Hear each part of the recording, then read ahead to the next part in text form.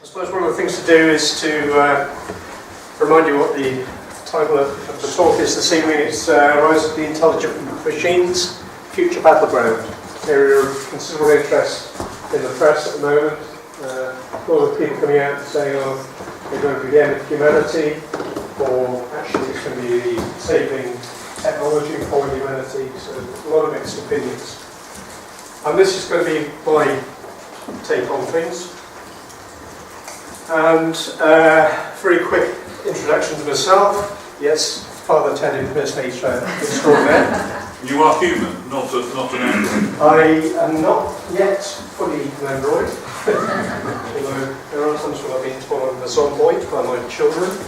But my background, in terms of educational background, did a mentality degree many years ago up in sunny Manchester. That was an experience. Met my wife up there. Did a master's, so the degree was metallurgy, which is all about extraction of metals.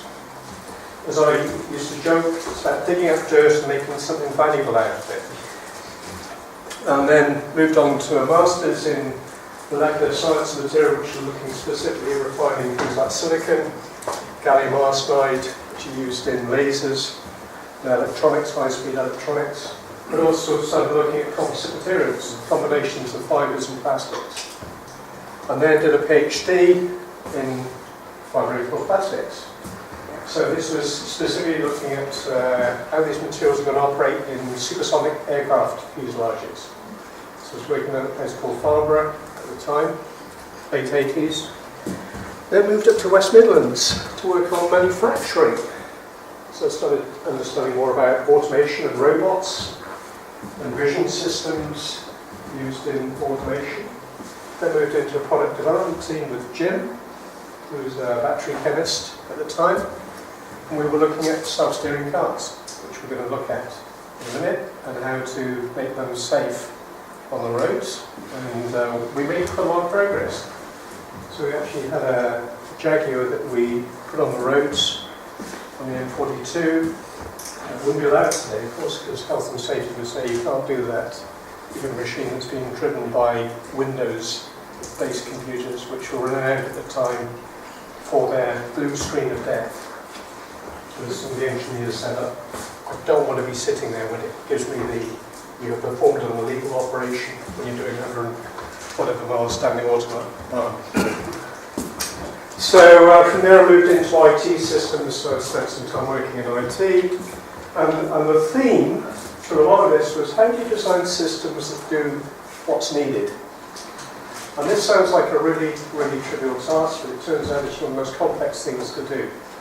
Which is why I started getting really interested in systems engineering, which is what since June last year I've been working on, lecturing to apprentice engineers from Jaguar Land Rover, Network Rail, a whole number of other companies, Rolls-Royce and people, trying to help them understand how to go about designing systems that work against the mission or a goal that's been set for it. So that's enough on me, and probably some of you will say too much.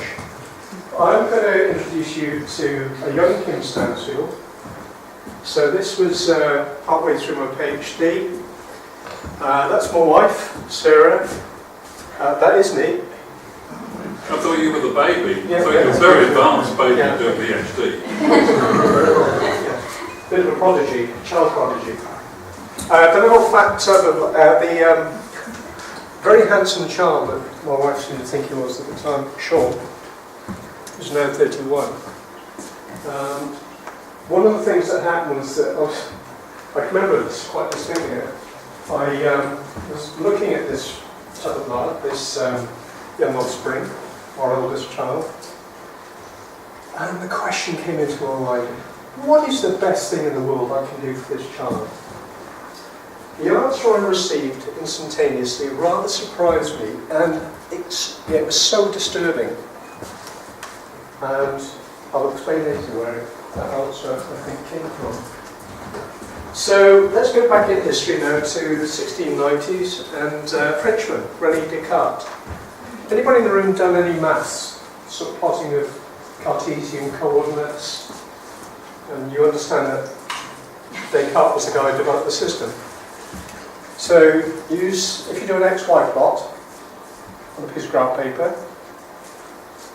it was Rene that came up with the idea for plotting things on graphs. So Cartesian coordinates named after this guy, but he was a philosopher, he was a mathematician, he was a scientist, a bit of a polymath, a bit of a deep thinker. And Rene also came up with a Latin term, cogito ergo sum. Anybody know what that means? I think, therefore I am. So he was philosophizing about what is it that is something that I'm aware that there's a special thing called life that I have. And what he reduced it to was, I think, therefore I am.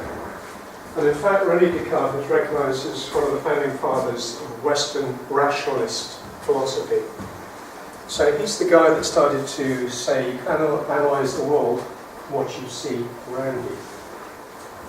So he was quite a sort of thinker, change agent in the society that he lived in at the time. He was a devout Catholic and with a really strong belief in God. But many people have put him down as he's one of the guys that started the rot with faith, because it was almost, we can work things out. Not, we depend on God to work things out, and we're just immortals. But he would describe himself as a devout Catholic. And what he was using at the time, he was actually using a thing called the brain. Some of us have got more advanced version. Amy, that quiz. That's too advanced for me. I've got that 2 points on that. Should be that. No. The one on the left here is a bee's brain. Magnified, obviously. Because what you've got to know is that bee's brain contains about close to 1 million brain cells, which is about a 10,000th of the size of the one on the right, which is the human brain. And probably the most advanced subsystem in the universe. I'm using system engineering terminology here. Just means it's one of the components that make things work. So, we're going to look at the transition now of thinking of, okay, so there's some brain, natural brains, things that come out of nature, emerge from the swamp in history. These are some of the brains that have actually contributed to the thoughts about making artificial machines that think. We've got Charles Babbage over on the left-hand side, who was born in about 1790-ish. To a ripe old age of about 90. But he was the guy that came up with the idea of maybe we can make a machine. It can be a programmable machine.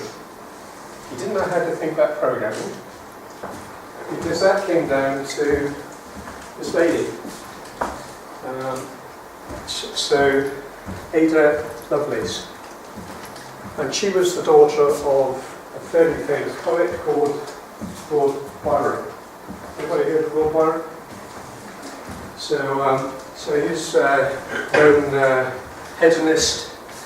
So she was estranged. She didn't really have much to do with her dad, but she carried huge intellect, and she worked with Babbage and brought in concepts about programming, how to create a language that machines can understand, so that you can manage what they do.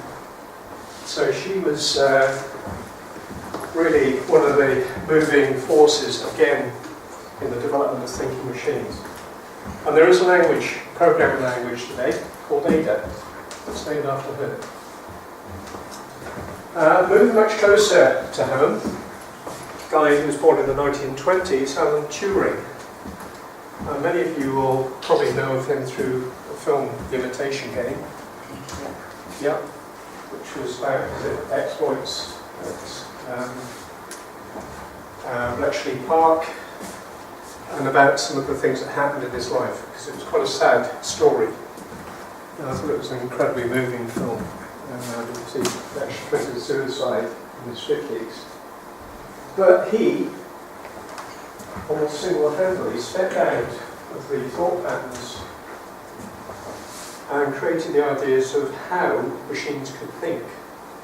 So he moved on from Descartes, from Babbage, from Ada Lovelace, and he established the core principles of computer science as we know it today.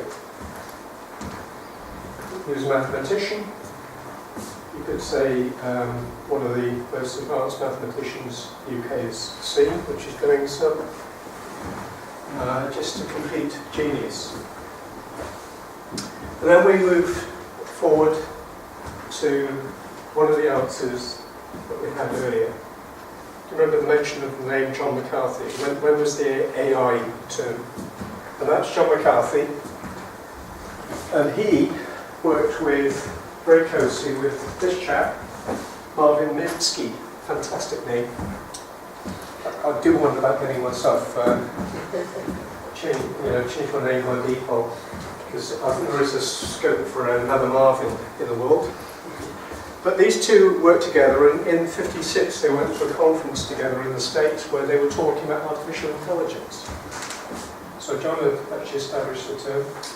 So Marvin is the guy who started thinking about, well, how do you do thinking machines? And came up with terms like neural networking. The brain, the wonder with the bee is that it can be operating at such speed because, and we'll see about that in a second, because it networks neurally. So it's not A to B, it's A to B to C to D. It's a hugely complex structure.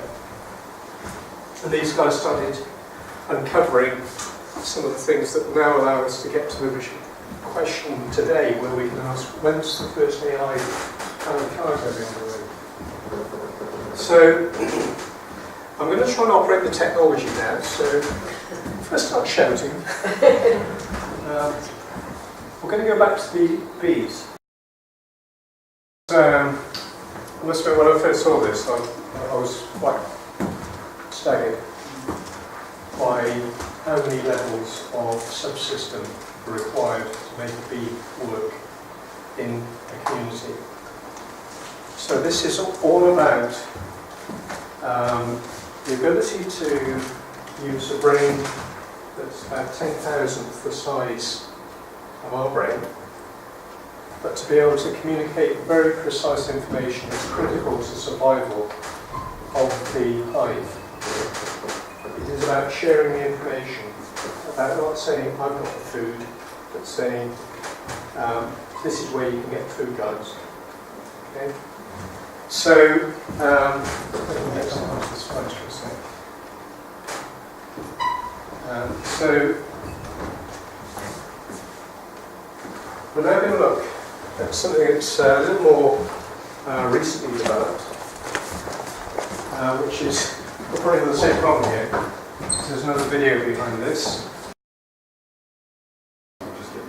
So, what we're going to do now, having gone over the technology glitches in the presentation, we're going to do a quick couple of minutes, just talking in groups, and then we're going to do a vote on which of those two is the more intelligent. Is it the cow or the bee? Well, you've got to think about this. This is the whole point of the talk, is to think.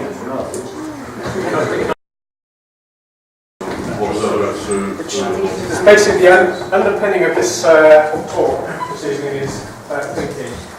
So, quick straw poll. From the three groups, which group thinks the bee is more intelligent? In fact, all three groups think. So, can I just ask you, this is purely because it's being filmed, can you all stand up and buzz like bees? Buzz for Britain for bees. Just as a vocalisation. Yeah, that's good, that's good. Come on. Yeah. We're getting there. The insect's buzzing. And now we'll start the waggle.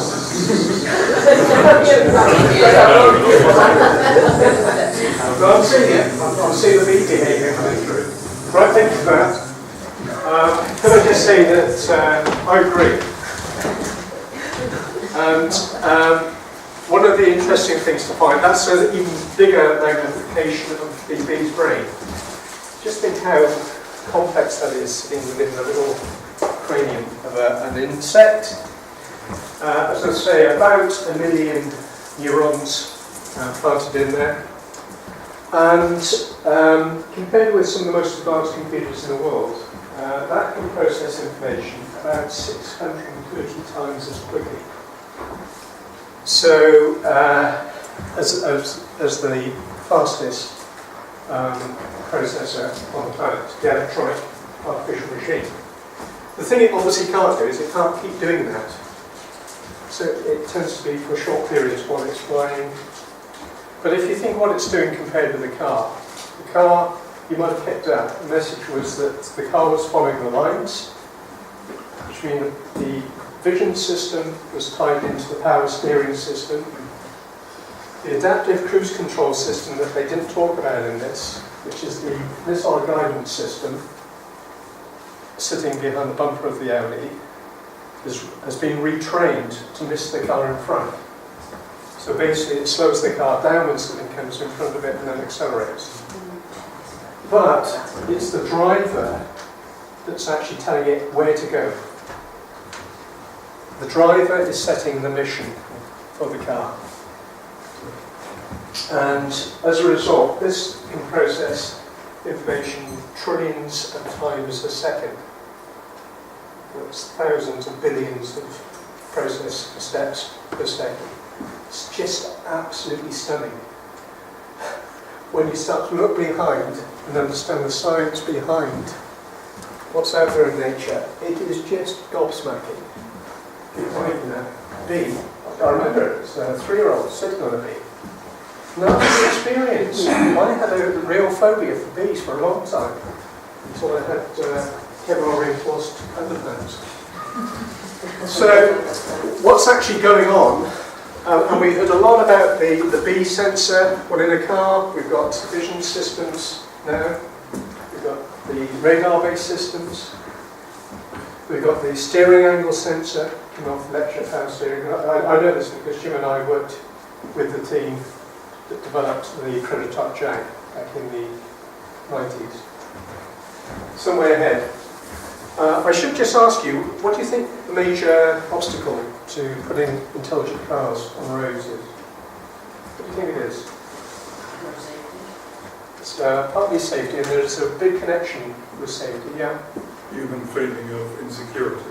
There's a huge sense of insecurity. So when the Jaguar was demonstrated back in '94, so I joined that big team in '93.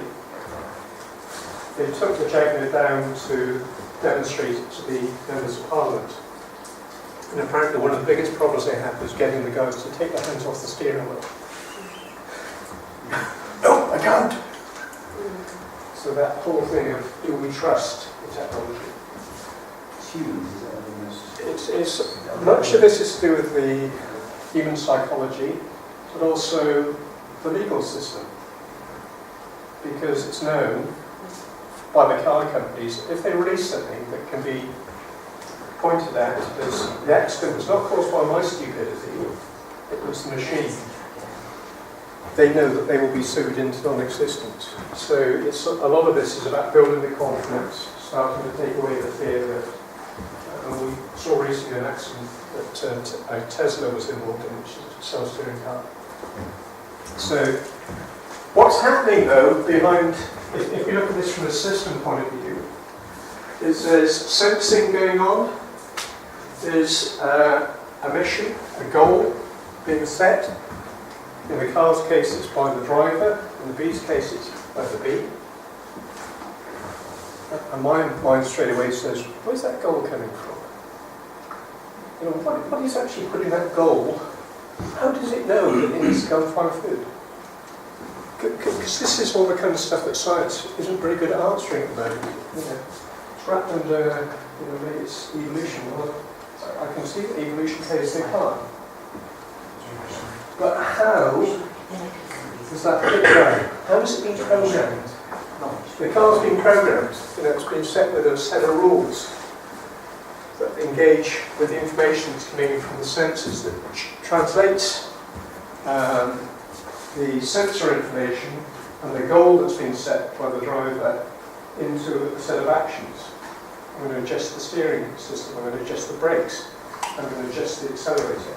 The B's doing this when it's flying, unmarked roads in the air, a bit like my driving actually. But it's actually processing a load of information, making decisions about where it's going to go in search, and then it knows how to find its way back, so it's remembering my way back to the hive. I've got to remember all the information, that time of day. Absolutely stunning what's going on in terms of the brain. So, artificial agents. So these cars, these machines, are called agents. The B is an agent. In artificial agents, they're man-made, they serve a defined need, and have their limits. So, as you mightn't have heard it, but I hear it because I know what was going on with the development of my car back in the 90s. You can't take this off onto city roads.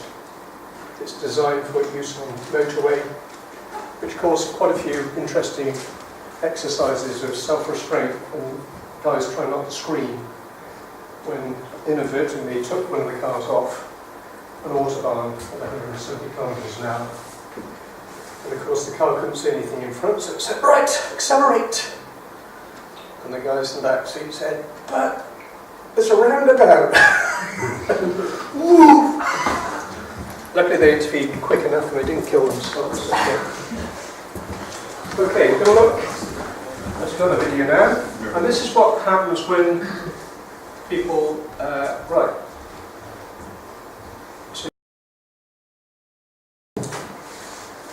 And these micro drones have been modelled on bees, in that they're finding the source of food. So they're reorganising their planning autonomously. So they've now got enough on board to work out where the targets are. And as the targets move, so this is actually a rendering of the imagery where they've superimposed things to mark up where are all the drones. So it's live visualization of what's going on. And as you see, the drones have worked out they need to follow the target. Obviously it's been developed by the DoD, the Department of Defense in the States, to try and use micro drones there to attack battlefield combatants. Sorry, what are the targets? Well, they represent, they might be ISIS fighters on the ground. And this is, again, the issue, is that the people have been setting the targets now, the goals.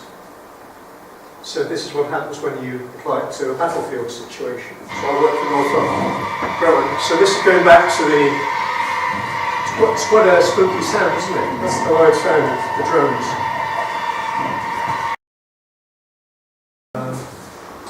So we looked at these, we looked at self-driving cars, we've looked at what's changing in the way they operate and how the machines are coming on. But if we now look at Industry 4.0, anybody heard of Industry 4.0 before? It's basically development from Germany that recognised the advance of the Internet of Things.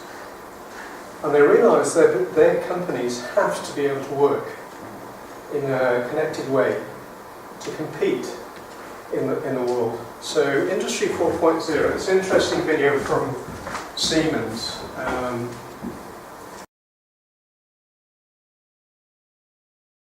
Question. Just spend a minute thinking, what do you think this means to the person working in the factory tomorrow? We heard there that the estimates are currently about 20 years to get to a point where these are fully endemic, as in the populate the world with smart factories. What do you think it's going to mean for people working in those factories? So you just want to shout some things out. What do you think it means for a guy who today maybe goes and works on an assembly line? I noticed there weren't very many people in those pictures. Yeah, that's part of the drive. Get the people out. Mostly just supervisors, aren't they? Mainly supervising. Of course, currently there's got to be a lot of people involved in the design and development of those systems. So actually, as these systems become more complex, the need for people to understand how to put that complexity together increases. And it tells you something about the likely way that jobs will change. Because I believe the key message coming through from this is the artificial intelligence enables things like responsiveness in manufacturing and supply chain. So by that I mean it's the ability to quickly process, manufacture whatever it is you require, whatever you require to your specifications, and get it delivered to you. So this is all about speed of operation, efficiency, because the computers behind this can process that very quickly. But the need, so I'm likely to be going out to, I guess, Stansfield to a conference about this in a few weeks' time, is to be able to understand how to put these things together so they work effectively together. Okay? So I think these are the key things to take on board. It changes what we think of as our job and role today. Anybody got anything else they want to say at that point? Kim, when you get a lot of people who are just incapable of working at that level. Yeah, and it's something I haven't put in tonight, so I want to keep this down to 25 minutes of fighting with PowerPoint and a few minutes of watching video. But there is a trial going on in Denmark with how society will start paying people not to work. Because it's recognised that actually with knowledge working going on. So the key thing is to understand how do you equip the workforce. So as an educator now at Warwick University, my main thing is thinking about how do we equip people to contribute and survive in future society.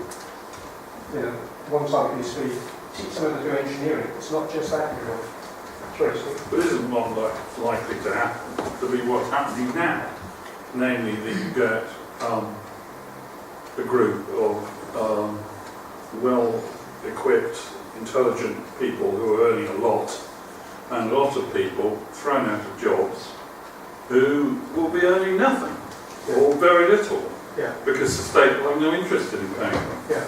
So maybe in humanitarian Denmark they may do it. It's not happening in our country, is it? Yeah, but it's potentially one of the things we do have to think about. This is part of the implication through. Obviously, I mean, this is partially Brexit, and partially Donald Trump as a result. Yeah. I heard something on the radio recently where they were talking about potentially in the future what happens, everybody gets paid a certain amount of money.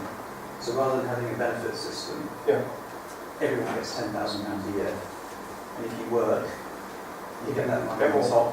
But if you're not able to work, that's your basic kind of starting point everybody has. Does your knowledge of human history lead you to believe this would occur? It was just one that we were saying, that was one of the... I agree, I think it's a good idea. But What's interesting, Kim, is that people, in time have had to retrain, haven't they? I mean, my dad was a coal miner, and by the end of when he retired like a couple of years ago, he was making O-rings rather than making roof supports and taking them down. So he's gone from actually getting coal out to making roof supports to making tiny bits to go in. And that was a real big challenge for him. Yeah. But I think now it's trying to think, isn't it, particularly for the younger guys in here, about actually thinking ahead of the game, and thinking if this is where it's going, what do I want to be doing?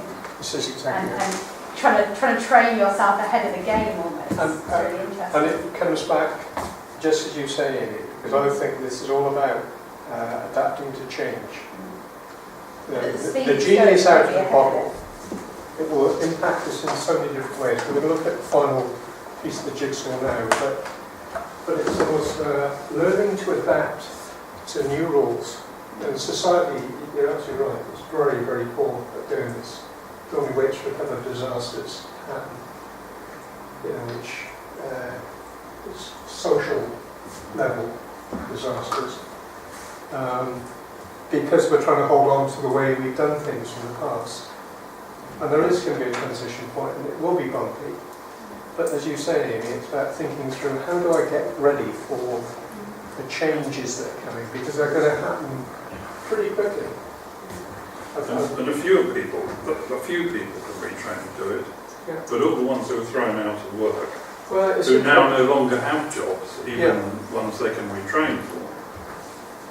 But it's an interesting one because in some lectures I've been doing recently about systems engineering, we have several hundred apprentice engineers in these different companies. What we're trying to say is make sure that you equip yourselves, guys, so you can play a positive part in this. And it is about helping people to recognise where they can contribute to the reshaping. To me, on my soapbox. I apologise, guys, because part of this is about asking you to think through it. But it is that sense of equipping people to really learn how to contribute and to actually get their living in a society that's changing at speed. I'm just going to show you this last video, which means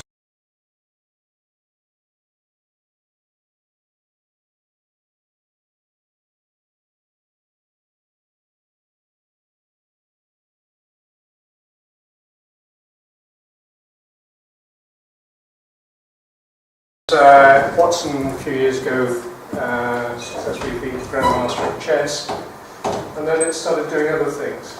This is one of the things I was going to talk about with the bees. It's one of the things to look at. Okay, that's interesting. And if you don't mind getting me back on the PowerPoint. One of the problems with looking at B, using the Descartes philosophy, rational system engineering is about understanding what you can see and then building a big picture. And that's particularly what came through from Descartes.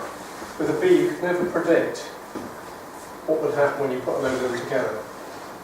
So the behaviour in systems engineering is called emergent behaviour. It's stuff you can't predict. I think this is the challenge we see with a lot of these machines now. As you connect them up, what happens? Do they start to form level of consciousness? Because now these machines are getting very, very sophisticated, being hooked up across the globe, as we saw with Industry 4.0. So there is an element of feeling some level of, not sure what's going to go on there. So the question we're going to ask, what do you think the implications of this are for medicine? So if in your groups you can quickly just talk through what this all means to medicine. You might have noticed in the video there were a lot of pictures of brain scans, which might give you a clue what's going on.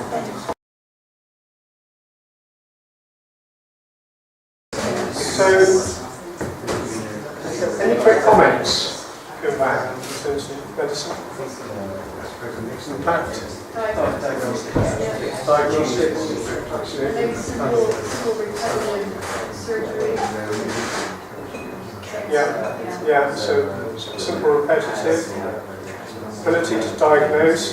It's one of the applications Watson's being used for today. Is actually go out and search all the medical journals in the world to try and identify underlying causes that might result in symptoms. So it's now being used for medical diagnostics.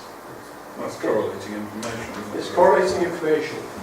It's doing it in a way that probably it's beyond human beings. There are about 10,000 known diseases in the world.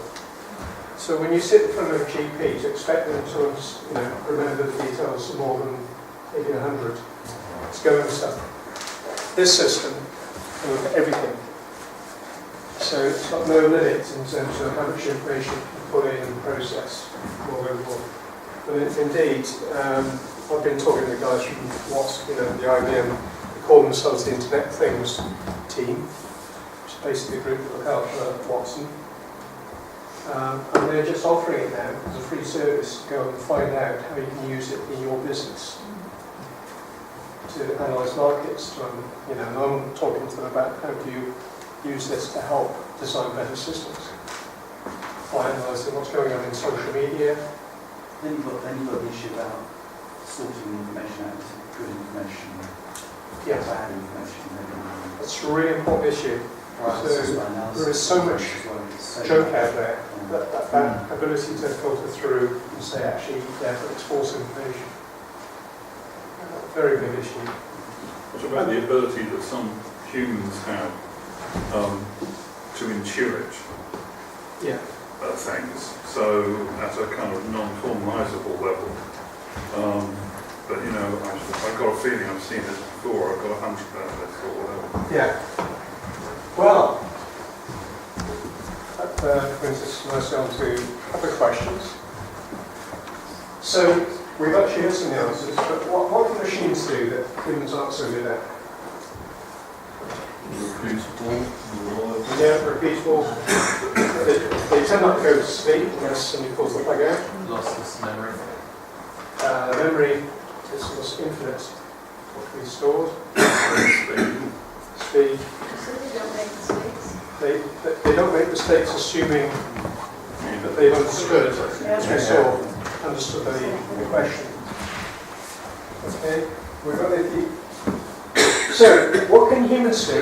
This is why I put on this, Steve, and you started getting into it. What can humans do that machines cannot do? What motivation? With motivation.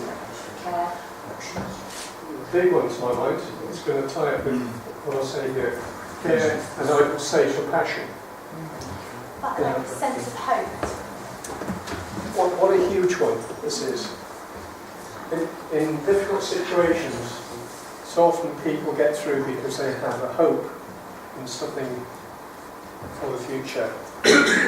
Machines, let me just carry on. I think if you're particularly looking at like medicine and stuff, sometimes you make decisions based on maybe not the prognosis, but maybe on a sense of hope, regardless of what your faith or your what that is. But sometimes that's something within us that gives us that sense that we'll go against the rules, I suppose, and the expectations to Absolutely. hope. Absolutely. And if you program something, then I'm not that whiz on systems clearly from what I'm saying, but surely that it does what it says on the tin kind of thing, whereas which takes away that opportunity for hope. And I'd say a lot of what we're talking about here are things that are built on our personal, emotional side. I haven't had time to look at attempts to make computers and machines more personal, more emotional, but there's a lot of work going on that. Because it's recognised that there are things that humans do, we're not quite sure how they do, how they show compassion, how they show love, how they hope in difficult situations.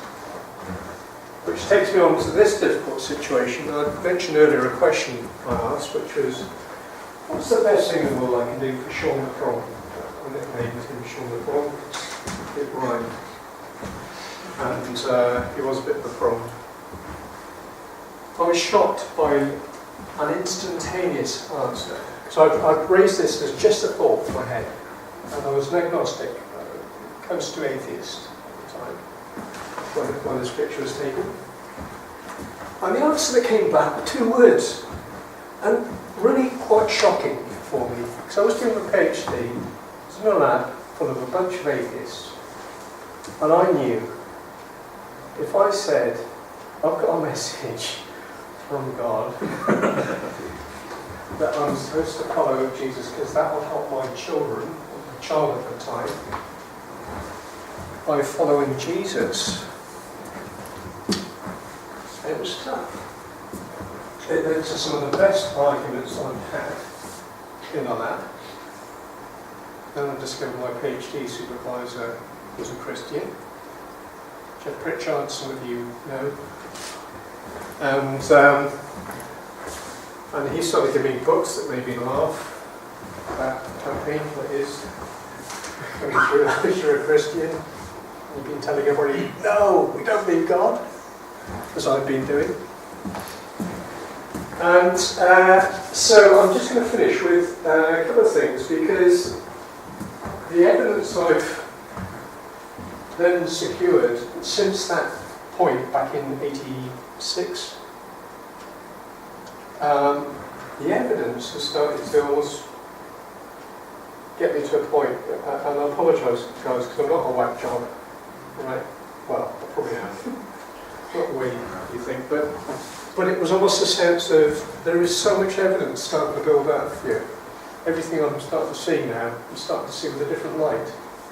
I'm looking from a different angle because something has said to me two words very, very quickly. And it's just played on my mind. And it started changing. And then I started reading the Bible. So I started reading about him being a creator God. And much of science is attempted to be very rationalistic about this and to say, that's just about physics. And then of course you start asking the question, but where's the physics coming from? Where is this science coming from? As it says there, from Psalm 139, certainly you made my mind and heart, you wove me together in my mother's womb. I will give you thanks, because your deeds are awesome and amazing. You knew me thoroughly, my bones were not hidden from you when I was made in secret and sewn together in the depths of the earth. Your eyes saw me when I was inside the womb. Wow. That's a bit of a thing. So even my brain was knitted together, and it's probably the most advanced subsystem in the universe. Well, mine probably not. There's a few people in the room. So, getting back to the goals and actions. So, what goals, what actions am I following? Am I doing stuff just myself? And then I read in Galatians, you, my brothers, are called to be free. True. But do not use your freedom to indulge in the sinful nature, rather serve one another in love. So how many machines you know that actually give you real love? Come on, give me love! I need love! The entire law is summed up in a single command. Love your neighbours as yourself. And I think this is also the model that God is giving us of how to work in society. How to be the bee in the hive. Here we are, in the hive. Because I think it comes down to that. And that's how he wants us to serve him, is by serving others. Not to put ourselves at the centre of the universe, but to put others, to show them love. Just like the bees do. And what should we value most? If I speak in the tongues of men or of angels, but do not have love, I'm only a resounding gong or a clanging cymbal. If I have the gift of prophecy and can fathom all mysteries and all knowledge, and if I have faith that can move mountains, but do not have love, I am nothing. If I give all I possess to the poor and give over my body to hardship, that I may boast, but do not have love, I gain nothing. From 1 Corinthians 13. To me, this is about the future. This is what keeps me safe with God, is learning how to love and to share and to contribute to society, to help with the development of AI that helps society, doesn't destroy it. It's not a case of ignoring it, it's not a case of stepping away from it and saying, oh, I don't understand it. It's about what can we do? How can we make sure that things are used properly? Because there will be a lot of people out there setting goals that are completely inappropriate for AI. They will be trying to do bad things with it. So I'm leaving the final words and talk to Werner Heisenberg. Anybody heard of the Heisenberg uncertainty principle? Yeah, a few people. Oh, yeah. So Werner Heisenberg, 1932, was awarded the Nobel Prize in Physics for his uncertainty principle. Basically said for subatomic particles, you can either know exactly the momentum or the velocity, but not both together. And strange as that sounds, what it actually forms the basis of is quantum mechanics, as we know, which is considered the most bizarre yet most accurate description of the universe we live in. And Heisenberg said, the first step from the glass of natural sciences will turn you into an atheist. I was that atheist back in 1980s, early 80s. But at the bottom of the glass, God is waiting for you. That's what I've seen. So AI, it's a technology.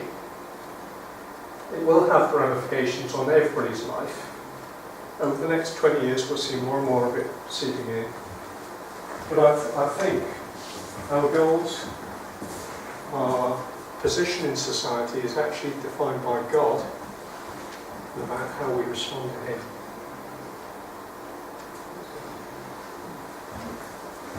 Did you say that as a young man or later in life? I've said that it's probably 10 years from that point when the question, was asked. Did any place of Heisenberg with you? Did he say that as a young man or late life? Yeah, I'm not sure actually. Probably. I have to look into that. Yeah, sorry. Yeah. Okay. So any further questions? Because running over a little bit, but. All right, we've still got the snacks.